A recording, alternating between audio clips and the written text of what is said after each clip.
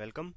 Dot net के इस Hindi video tutorial में हम लोग पढ़ेंगे डॉट नेट और जावा के बीच में कंपैरिजन और you can say difference between the dot net and Java. सबसे पहला जो डिफरेंस आता है वो आता है जावा कम फ्रॉम सन। जावा जो आई थी वो सन नामक कंपनी से आई थी और डॉट नेट जो आई थी वो माइक्रोसॉफ्ट नामक कंपनी से आई थी। तो डिफरेंस दोनों का ये है कि ये अलग अलग कंपनियों से आई है, सेम कंपनी का प्रोडक्ट नहीं है। जावा एक अलग कंपनी का प्रोडक्ट है और डॉट नेट एक अलग कंपनी का प्रोडक्ट है। दूसरा जो डिफरेंस आता है वो आता है Java is only a language and dot net is a framework. Java जो होती है वो सिर्फ एक लैंग्वेज है जिसमें हम लोग मल्टीपल सोर्स कोड लिख सकते हैं, मल्टीपल प्लेटफॉर्म्स के लिए हम लोग सोर्स कोड लिख सकते हैं। और तुम लोग ये कह सकते हो कि जावा जो होती है सिर्फ एक लैंग्वेज होती है, जबकि डॉट नेट एक फ्रेमवर्क होता है। फ्रेमवर्क इन सेंस ऑफ हमने पहले भी पढ़ चुके हैं कि डॉट नेट एक फ्रेमवर्क होता है जिसमें हम लोग विंडोज और वेब एप्लीकेशन रन करवा सकते हैं।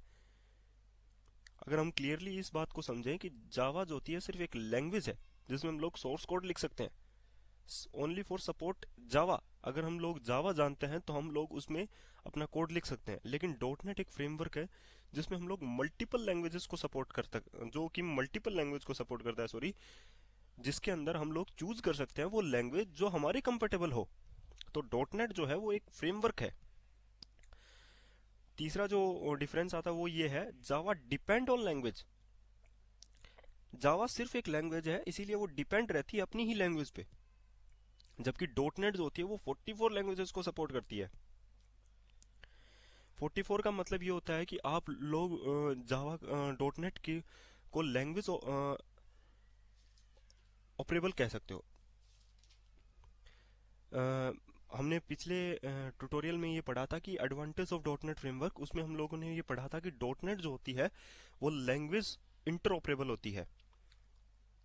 तो हम लोग 44 लैंग्वेजेस में से कोई भी एक लैंग्वेज चूज करके हम लोग ये डिसाइड कर सकते हैं कि हमारा कोड कौन सी लैंग्वेज में होगा। तो डॉट नेट जो होती है वो लैंग्वेज इंडिपेंडेंट होती है, जबकि जावा जो होती है वो लैंग्वेज डिपेंडेंट होती है। जावा हैज फोर्थ डिफरेंस में हम लोग ये पढ़ते हैं कि जावा जो होती है has support to open source platform. Open source का मतलब ये होता है Java has support to open source platform. Open source का मतलब ये होता है कि लाइसेंस फ्री। इसके लिए हमें पे करने की जरूरत नहीं होती। किसी भी सॉफ्टवेयर को परचेज करने के लिए हम लोग डायरेक्ट इंटरनेट पे जा सकते हैं। जावा की जो साइट है, जावा को अब जावा जो सन कंपनी थी उसको ओवरटेक कर लिया है ओरेकल ने। तो हम लोग ओरेकल की साइट पे अब जा सकते हैं और वहां से जावा के